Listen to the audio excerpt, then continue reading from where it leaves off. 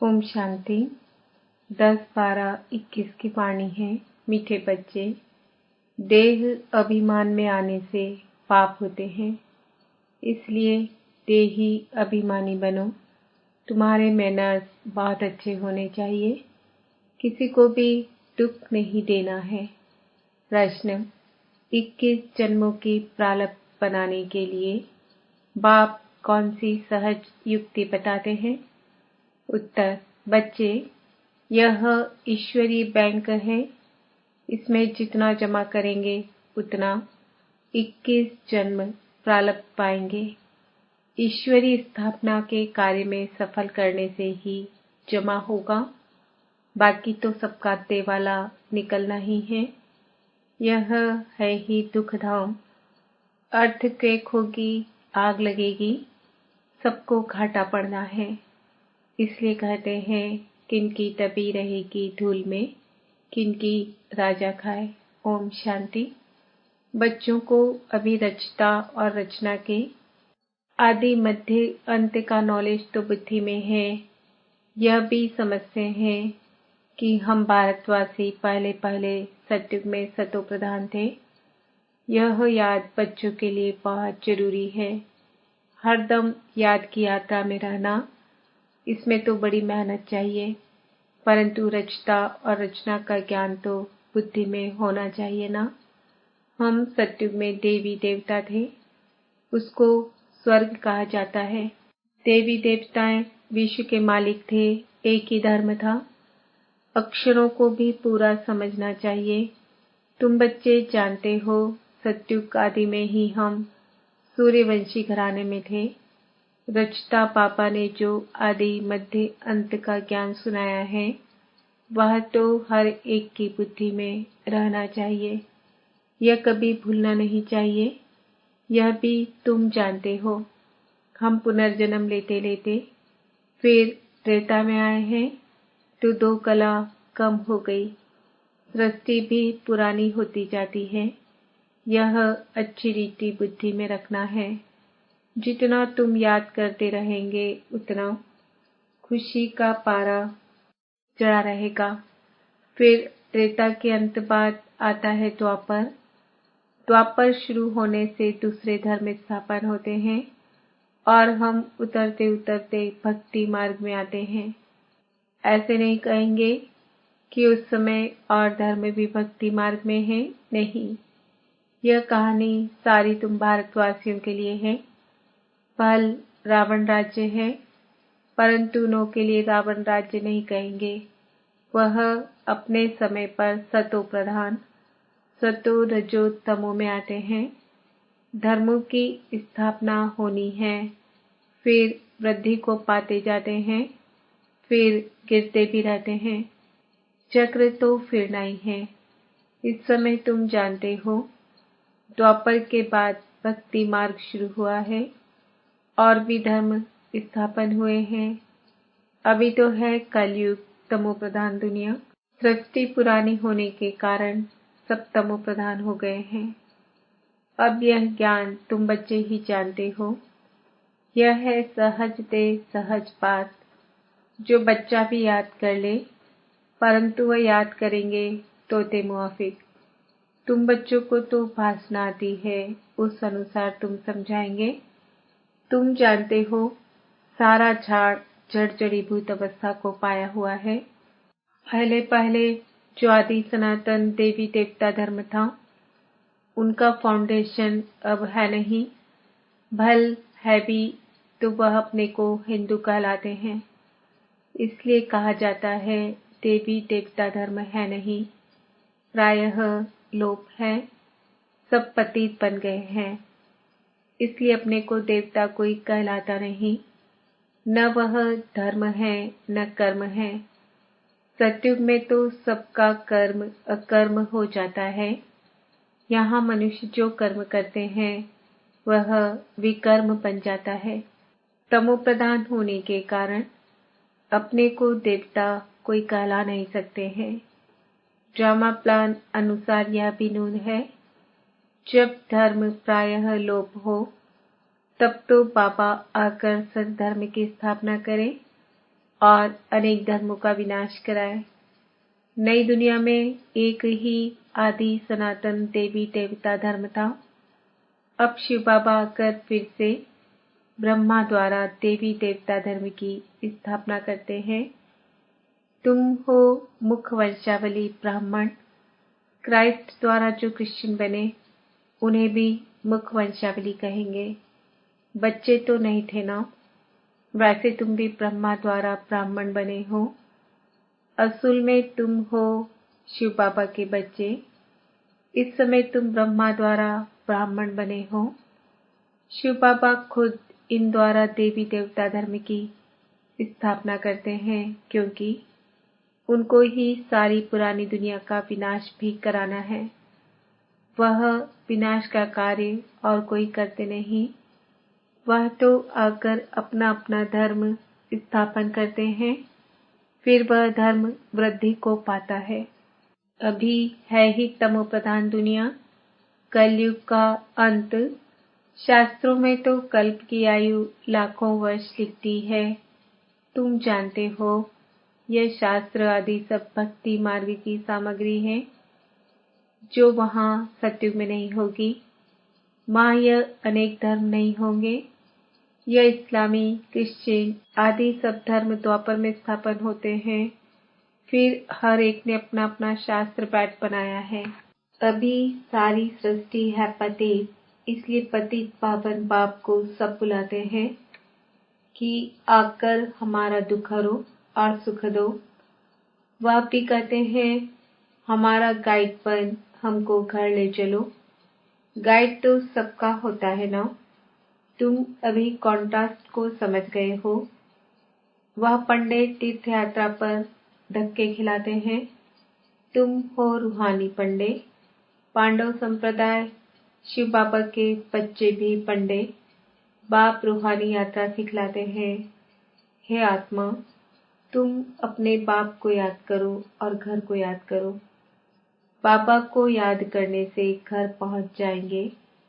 याद नहीं करेंगे तो पाप कटेंगे नहीं। भल ले तो सबको जाएंगे, परंतु सजा खाकर हिसाब किताब चुकतू करेंगे, अथवा योग बल से चुकतू तो जरूर करना है। तुम जानते हो अभी हम जमा कर रहे हैं। जितना पवित्र बन जास्ती कमाई करेंगे उतना जमा होता है। पुरुषार्थ नहीं करेंगे तो कुछ भी जमा नहीं होगा, घाटा पड़ जाएगा। तुम जानते हो आधा कल्प हम घाटा पाते ही आए हैं। अभी बिल्कुल देवाला हो गया है, हर बात में देवाला। अभी बच्चों को 21 जन्मों के लिए जमा करना है। उसके लिए मुख्य है याद की यात्रा। यह तो सदैव स्मृति में रखो। जब भी फुर्सत मिले तो इस स्मृति में रहो। बाबा ज्ञान का सागर है, तो तुमको भी रचना के आदि मध्य अंत का नॉलेज है। आप समान बनाते हैं, जैसे बैरिस्टर, इंजीनियर आदि पढ़ाकर आप समान बनाते हैं ना, ऐसे बाप भी बच्चों को आप समान देही अभिमानी बनाते हैं। बाप देह अभिमान नहीं रखते। यह तो पढ़ाई है ना। जो ज्ञान बाप में है वह तुमको देते हैं। बाप पवित्रता का सागर है, तो तुमको भी आप समान पवित्र बनाते हैं। जो नहीं बनेंगे वह सजाएं खाएंगे, फिर पद भी कम हो जाएगा। इस समय ऐसे नहीं कि धन से तुमको साहूकार बनना है, नहीं। बाबा ने समझाया है, गरीब की 1 पाई, साहूकार का 1 रुपया समान, दोनों को वर्षा इतना ही मिलता है। बाप है ही गरीब निवाज, इसलिए गायन भी है। अजामिल जैसे पापी अहिल्या साहूकार का नाम नहीं गाया जाता है। यह भी समझने की बात है। तुम कहेंगे हम पहले पहले सबसे साहूकार थे, फिर यहाँ ज्ञान भी नंबर बार उठाएंगे तो वहाँ पद भी नंबर बार पाएंगे। माँ बाप को पूरा फॉलो करना है। जैसे बाबा पुरुषार्थ कर ऊंच पद पाते हैं, मम्मा बाबा भी सर्विस करते हैं ना। तुम्हारी यह है रूहानी सेवा। घर घर में संदेश पहुंचाना है। जो कोई ऐसा न कहे कि हमको तो बाप के आने का संदेश ही नहीं मिला, तो याद कैसे करें। ऐसे कुछ कहानियां भी शास्त्रों में है कि भगवान को भी उलाहना दिया, इसलिए सबको मालूम पड़ना चाहिए। टाइम थोड़ा है। दिन प्रतिदिन प्रदर्शनी, मेले आदि की धूम मस्ती जाती है। अब विलायत के अखबारों में पढ़ता है। शुरू में जब भट्टी बनी थी तो विलायत तक अखबार में नाम गया। अब फिर यह भी पड़ेगा कि खुद गॉडफादर आकर सबको लिबरेट कर रहे हैं। कहते हैं और सब तरफ से बुद्धि तोड़ो, मुझ एक बाप को याद करो तो तुम पावन बन मुक्ति धाम में चले जाएंगे। कोई तो अच्छी रीति समझकर याद करने लग पड़ेंगे। धर्म के बड़े जो होंगे वह फिर नंबरवार आते हैं। सभी धर्मों का झाड़ निराकारी दुनिया से यहाँ आकर वृद्धि को पाता है। फिर पतित दुनिया से चले जाएंगे निराकारी पावन दुनिया में। फिर हर एक अपने अपने समय पर धर्म स्थापन करने आएंगे। यह बुद्धि में रहना चाहिए। सतयुग में एक ही धर्म था, फिर वृद्धि होते होते अनेक धर्म अनेक मत हो जाती है। तुम जानते हो ये भारत अविनाशी खंड है, इसमें प्रलय कब होगा नहीं। इन बातों को सिमरन करते रहो। यह तुम्हारी ईश्वरी मिशन है। सेंटर्स खुलते जाते हैं। अब विनाश भी सामने खड़ा है। इन आंखों से जो कुछ देखते हो वह सतयुग में कुछ भी नहीं रहेगा, जंगल हो जाएगा। आबू थोड़े ही सतयुग में होगा, दरगाह ही नहीं। यह मंदिर आदि सब बाद में भक्ति मार्ग में बनेंगे। कितनी ऊंची पहाड़ी पर मंदिर बनाते हैं, फिर ठंडी में बंद कर नीचे उतर आते हैं। तुम तो पहाड़ी पर बैठे हो। अंत में सब पहाड़ी पर ही साक्षात्कार होंगे। बाबा बतलाते हैं, मुझे भी जब साक्षात्कार हुआ था तो मैं पहाड़ी पर था। अब भी पहाड़ी पर आकर अनायास ही बैठे हैं। यहाँ बैठे बैठे तुम सब कुछ सुनेंगे और देखेंगे। यहाँ बैठे साक्षात्कार हो सकता है कि कैसे आग लगती है, क्या क्या होता है। रेडियो से, अखबारों से सब कुछ तुम सुनेंगे। टीवी में भी तुम देख सकते हो। आगे चलकर ऐसी ऐसी चीजें निकलेंगी जो घर बैठे सब दिखाई पड़ेगा। रेडियो में कहाँ कहाँ का आवाज सुनाई पड़ता है। यह सब है माया का पौम। तब मनुष्य समझते हैं यह तो स्वर्ग है। स्वर्ग तो तब हो सकता है जब विनाश हो। वहाँ मीठे पानी पर महल होंगे। कहाँ पहाड़ियों पर जाने की दरकार नहीं। वहाँ सदैव बाहरी मौसम रहती है। आज गर्मी है, ठंडी है, सब में दुख है। स्वर्ग में दुख का नाम नहीं होगा। तुम ऐसी जगह चलते हो। यह बुद्धि में है कि हमको यह शरीर छोड़ जाना है बाबा के पास। अब हम बाबा द्वारा राजयोग सीख रहे हैं। 5000 वर्ष पहले भी सीखा था। कहते हैं बाबा आप तो वही हो।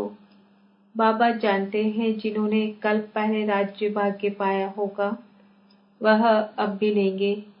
यह चक्र बुद्धि में होना चाहिए। बरोबर 5000 वर्ष पहले भारत में देवी देवताओं का राज्य था। फिर आधा समय के बाद माया की प्रवेशता हुई। फिर और धर्म आए। फिर भक्ति मार्ग शुरू हुआ, अर्थात रावण राज्य शुरू हुआ। यह चित्रों पर साफ समझा सकते हो। यह भारत की ही कहानी है कि सतो प्रधान से तमो प्रधान कैसे बनते हैं। फिर जब विनाश का समय होता है तो सब विनाशकाले विविध बुद्धि हो जाते हैं। मेले प्रदर्शनी में बड़ी युक्ति से चित्र रखने चाहिए।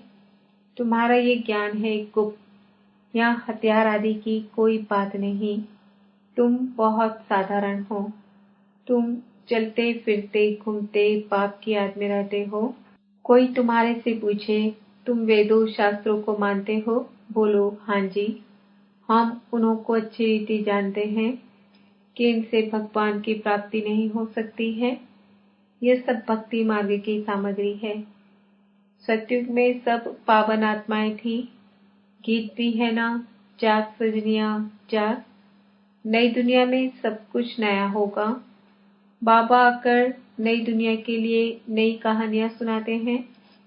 सीन सिनेरियां सब नई होंगी।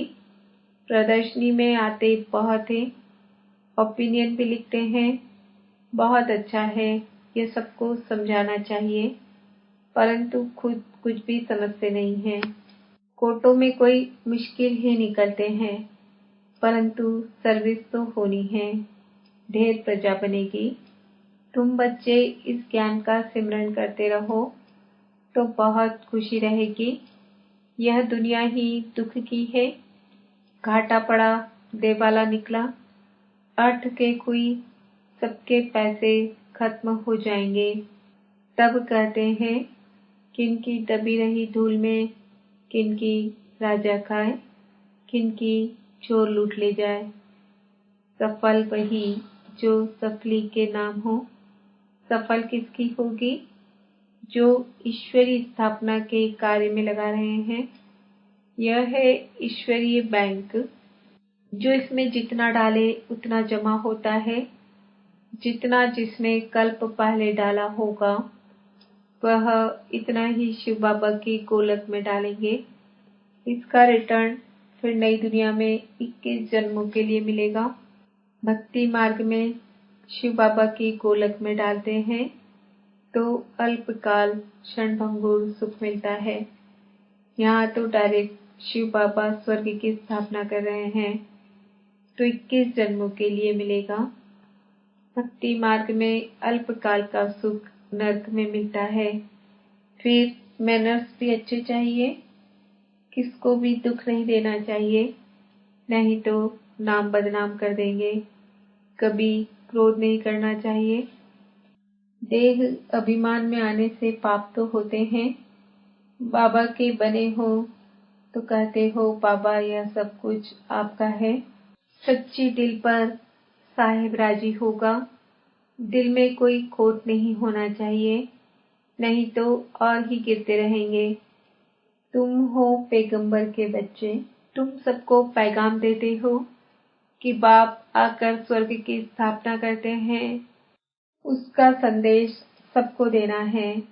नई दुनिया स्थापन हो रही है, उसके लिए जिनको राजयोग सीखना हो वह आकर सीखे। अच्छा, मीठे मीठे सिकिंदे बच्चों प्रति माता पिता बाप दादा का याद प्यार और गुड मॉर्निंग।